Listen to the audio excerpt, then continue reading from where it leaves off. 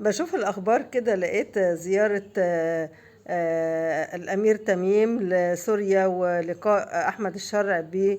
ولقيت إن الكلام يعني هو بيهنئه على إنه بقى رئيس سوريا، وإن هو يعني حل الجيش السوري وحل البرلمان السوري وإن هو يعني أتباعه عينوه رئيس سوريا. وطبعا التهاني توالت بقى من كل الناس بقى اللي هم يعني بيباركوا الموضوع دوت طبعا. لكن الغريب ان هم بحثوا ان الشرع ياخد اهل غزة عنده في سوريا. طب مش لما ياخد السوريين الاول اللي في كل حتة؟ مش لما ياخد الكم مليون سوري اللي قاعدين في مصر هنا؟ يعني مش فاهمة يعني. وانت يعني مش عارفة، مش جايب سيرة السوريين خالص يعني. عمال يحل مشاكل الغزاوية ويحل مشاكل.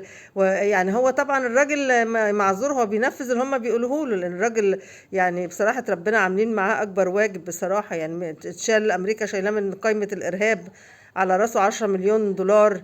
وبعدين بقى رئيس سوريا، وهو عين نفسه رئيس سوريا، والملوك والامراء رايحين يجروا عليه، والوزراء خارجية ورؤساء سبحان الله، يعني سبحان مغير الاحوال. يعني هو كان بيقول ان هو يعني كان معتقل مش عارفة فين وفين، والراجل يعني زي ما بيقولوا يعني.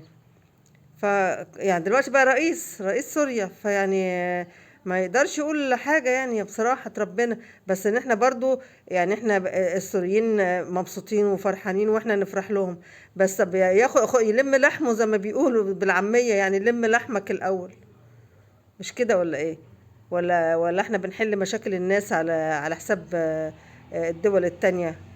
ولا هو ضغط بقى ايه؟ خلاص السوريين خليهم هنا بقى في مصر، واحنا ناخد بتوع غزة ونعمل تبادل بقى. مش فاهمة الناس دي بتفكر ازاي. والسوريين ازاي قاعدين بقى وسامحين وسايبين بلدهم بقى؟ يلا هم الناس يعني الناس مستقرة وقاعدة، مش قضيتهم يعني. اكلين شاربين، عاملين مشاريع، شاريين شقق، شاريين فيلل، شاريين كل حاجة، قاعدين. للأسف يعني. طب احنا برضو عايزين نفضل حالنا، نفضل الضغوط اللي هي على مصر من كل ناحية، نفضل للقرارات الغريبة العجيبة اللي برضو زي ما شالت ناس من على قائمة الإرهاب، عملتهم رؤساء. عايزة تجيب ترمي علينا مهاجرين ولاجئين، اللي يقعدوا عندنا شوية يعني، اللي يقعدوا على بال ما هم يوضبوا لهم البيت بقى يعني. طب ما توضبوه هم هناك، ما الناس دي تخش توضب بيتها يعني، توضب القطاع اللي انتوا خربتوه. او تحاسب او حاسبوا على الاقل اللي خرب لهم القطاع دوت، بدل ما انتوا بتدوروا لهم على متوى يعني، او على حته يقعدوا فيها. يعني مش عارفه ده ايه اسمه ايه.